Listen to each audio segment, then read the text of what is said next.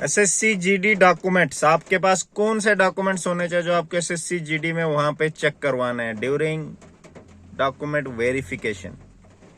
और document verification medical देने के तुरंत बाद वहीं पे हो जाता है, ठीक है। जैसे मेडिकल देने से पहले होता है, जैसे आप पहले डॉक्यूमेंट वेरिफिकेशन कराओगे उसके बाद आपका मेडिकल होगा, ठीक है। अब डॉक्यूमेंट्स कौन कौन से लगते हैं? डॉक्यूमेंट्स सबसे पहले जो जरूरी है आपके पास वो होना चाहिए 10th मार्कशीट, 12th मार्कशीट, ये आपके पास होनी चाहिए। इसमें आपका नाम और डेट ऑफ बर्थ सही होना चाहिए, ठीक है। आपका नाम और डेट ऑफ बर्थ, पापा का गलत है वो चलता है, वो भाई उधर नहीं देखते पापा शापा। आपका क्लियर होना चाहिए, आपका 100% रियल डॉक्यूमेंट होना चाहिए।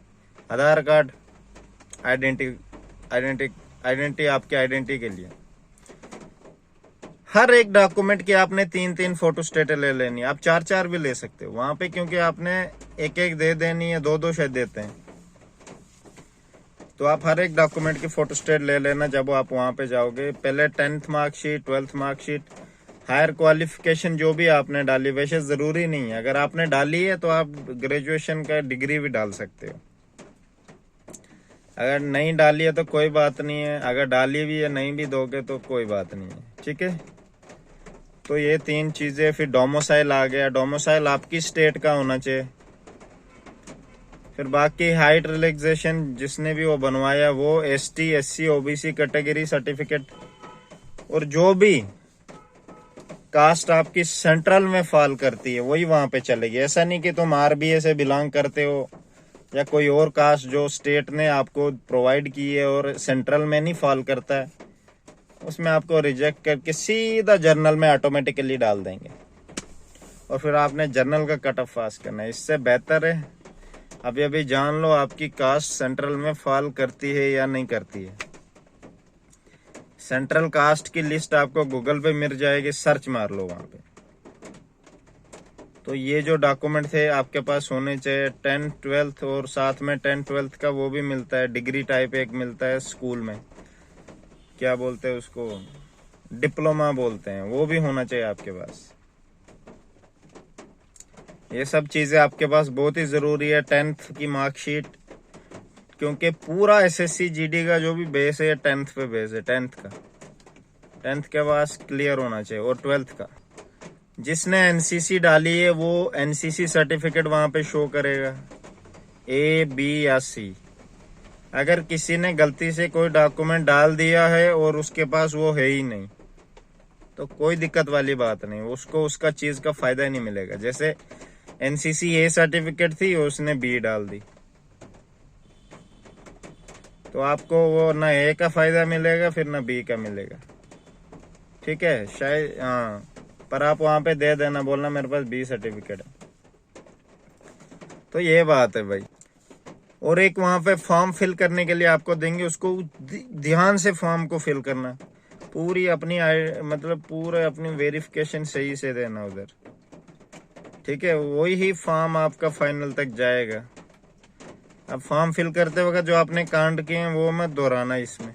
अभी बहुत सारे बोल रहे हैं पापा का नाम पता नहीं क्या डाला, भाई मेरे पास EWS नहीं है, मैंने EWS डाल दिया। यार तुम लोगों को करेक्शन का टाइम भी दिया था एसएससी जीडी ने, और वो हमेशा तुम लोगों को उसमें कहता है, बार बार दोहराता है कि भाई ध्यान से भरना इस फॉर्म को, तो ध्यान से भरना चाहिए यार डॉक्यूमेंट। ये 4 चीजें आपके पास बहुत जरूरी होनी चाहिए, कास्ट, डोमिसाइल, 10th और 12th, सबसे बड़ी चीज है।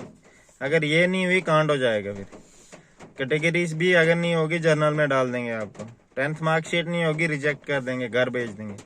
सब डॉक्यूमेंट देने के बाद आपकी पुलिस वेरिफिकेशन होगी, फिर एक लेटर जाएगा आपके गांव के लिए जहां भी आप रहने वाले हो, वहां पे पुलिस वेरिफिकेशन होगी कि इस बंदे का करेक्टर दो हमें। तुम्हें करेक्टर सर्टिफिकेट भी लाना है बाद में, लास्ट में जब फाइनल हो जाएगा, तुम्हारा नौकरी मिल जाएगी, फिर तुमने पुलिस स्टेशन जाना है, करेक्टर सर्टिफिकेट लाना है। पुलिस वाले तुम्हारी वेरिफिकेशन करेंगे कि इस बंदे के खिलाफ कभी केस हुआ है या नहीं। अगर केस हुआ है तो करेक्टर सर्टिफिकेट नहीं मिलेगा, अगर केस नहीं हुआ है आपको करेक्टर सर्टिफिकेट दिया जाएगा। आपके पूरे गांव में वेरिफिकेशन की जाएगी कि इस लड़के का कोई कांड तो नहीं है, क्या ये लड़का इधर का रहने वाला है, वो भी पुलिस पूरा चेक करती है, क्योंकि पुलिस के पास हर एक चीज की इंफॉर्मेशन होती है। जब आप डोमिसाइल बनाते हो, एक डुप्लीकेट डोमिसाइल की कॉपी पुलिस स्टेशन में होती है। तुम्हें शायद पता नहीं है, ये तुम्हारे पापा जी को पता होगा, पूछ लेना। कोई भी तुम स्टेट का डॉक्यूमेंट बनाते हो, सबसे पहले तहसीलदार एक पुलिस वेरिफिकेशन करवाता है कि ये बंदा कहाँ का क्या यहाँ का रहने वाला है ही। उसके बाद ही आपको वो डॉक्यूमेंट दिया जाता है। तो भाई बच के रहना, जिन्होंने भी फेक शेक बनाया है डोमिसाइल, ये PRC, फाइनल में कांड हो जाएगा। जब पुलिस वेरिफिकेशन होगी, पुलिस वाले बोलेंगे ये बंदा तो इधर का रहने वाला ही नहीं है। अब तो बोलेगा मैं पुलिस को पैसे खिला लूंगा। कौन बंदा वहां पे होगा जो अपनी नौकरी को खतरे में डाल के तेरा फायदा करेगा? कोई नहीं कर सकता, मुझे लगता है। तो SSC GD के बहुत ही खतरनाक कानून है। वो साइबर जहाँ पे आपने फॉर्म फिल किया, उस बंदे की भी वेरिफिकेशन, वो पूरा डेटा उनके पास होता है। उसको नहीं छोड़ेंगे, फिर वो पुलिस वालों की तो छोड़ो ही। जो भी करना, अपने डॉक्यूमेंट अभी अभी कलेक्ट कर लो। किसी बच्चे का 10th मार्कशीट गिर गया, और बहुत सारे कमेंट करते हैं मार्कशीट नहीं है, क्या करना है भाई? अगर मार्कशीट नहीं है, अपने बोर्ड पे जाओ, बोर्ड जहां से तुमने पढ़ा, JK बोर्ड जैसे हो गया, HP बोर्ड हो गया, महाराष्ट्र बोर्ड, झारखंड बोर्ड, वहां पे जाओ आप। वहां से आपको डुप्लीकेट मार्कशीट मिल जाएगी विदिन 2 और 3 डेज में। कोई भी डॉक्यूमेंट गिर गया हो।